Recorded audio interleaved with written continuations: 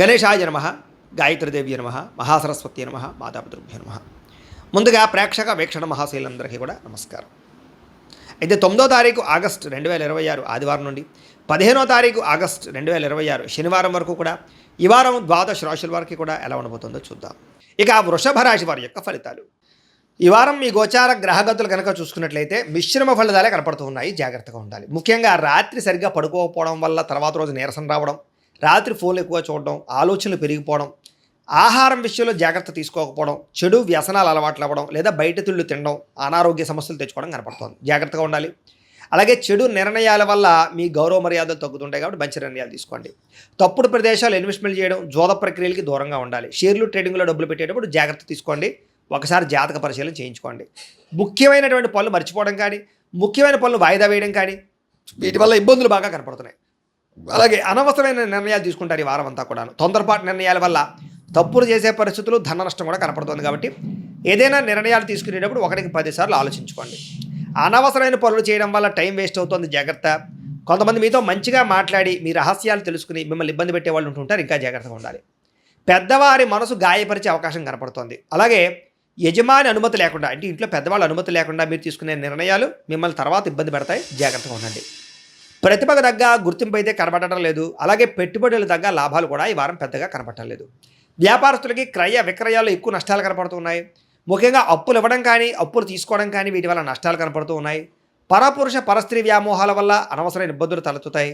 కష్టపడకుండా డబ్బులు రావాలనుకుని చేసే పనులన్నీ మిమ్మల్ని ఇబ్బంది పెడతాయి. కాబట్టి ఈజీ మనీ కోసం తప్పుడు పనులు చేయకండి.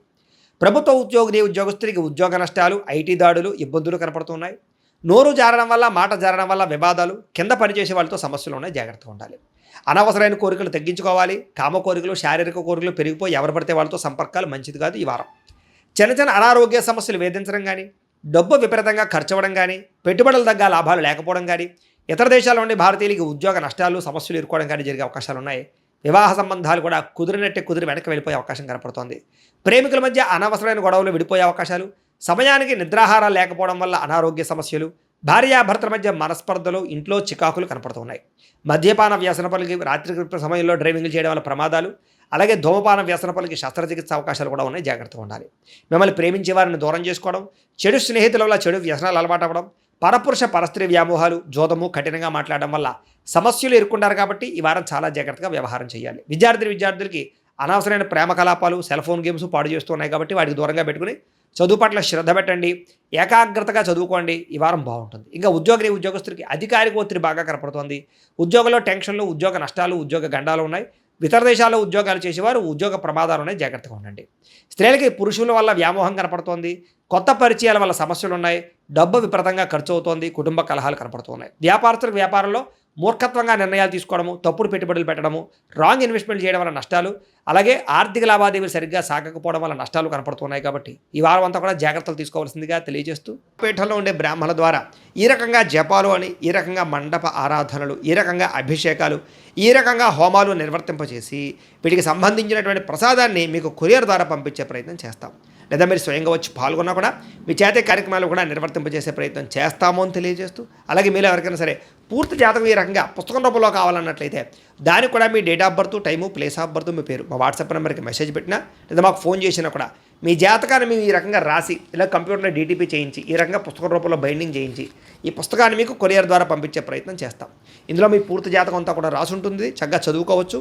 ఇది మీకు జీవితాంతం ఉపయోగపడుతుంది. కాబట్టి మీరు ఎవరికైనా సరే ఈ పూర్తి జాతకం ఇలా పుస్తకం రూపంలో కావాలన్నా కూడా మమ్మల్ని సంప్రదించవచ్చు అని తెలియజేస్తూ, అలాగే ఇంట్లో డబ్బు నిలబడకపోవడము, ఆర్థిక ఇబ్బందులు, రుణబాధలు, వ్యాపారాలు సరిగ్గా సాగకపోవడము, ఇలాంటి సమస్యలతో ఇబ్బంది పడుతూ ఉంటే కనుక అలాంటి వాటికి ఇలాంటి ధన జన వశీకరణ యంత్రము అని ఉంటుంది. లేదా ఇంట్లో కానీ వ్యాపార సంస్థలో కానీ నరదిష్టి వల్ల కానీ, నరఘోష వల్ల కానీ ఇబ్బందులు పడుతూ ఉంటే కనుక అలాంటి వాటికి ఇలాంటి నరఘోష యంత్రము అని ఉంటుంది.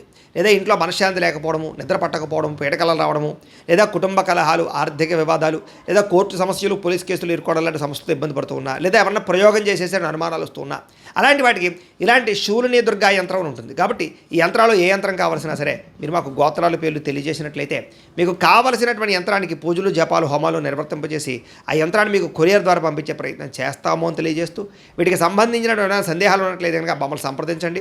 అలాగే ఇప్పటిదాకా మేము చెప్పినటువంటి ఈ ఫలితాలన్నీ కూడా మీకు దగ్గరగా వచ్చేయలేదా అనే విషయాన్ని కింద కామెంట్ రూపంలో తెలియజేయండి. అలాగే ఈ వీడియో కనుక మీకు నచ్చినట్లయితే ఖచ్చితంగా లైక్ చేయండి, అందరికీ షేర్ చేయండి.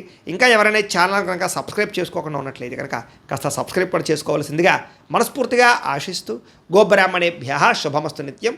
లోకా సమస్తాః సుఖినో భవంతు. స్వస్తి.